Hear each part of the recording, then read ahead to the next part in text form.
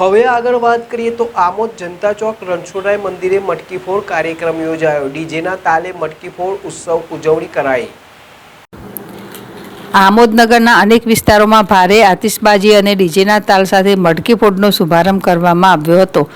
હનુમાનજી મંદિર, તિલક મેદાન, મટકી ફોડ, વડતાલ ધામ, સ્વામિનારાયણ મંદિરને ખૂબ જ સુંદર રીતે આ શુભ પ્રસંગે શણગારવામાં આવ્યું હતું।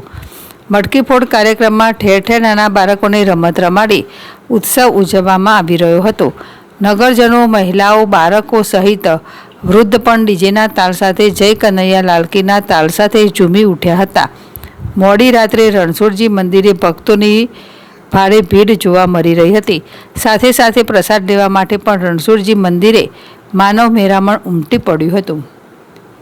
Yakub Patel, ZS TV, Bharuch. जय कन्हैया लाल के हरी घोड़ा पाल के जय कन्हैया लाल के हरी घोड़ा पाल के जय कन्हैया लाल के।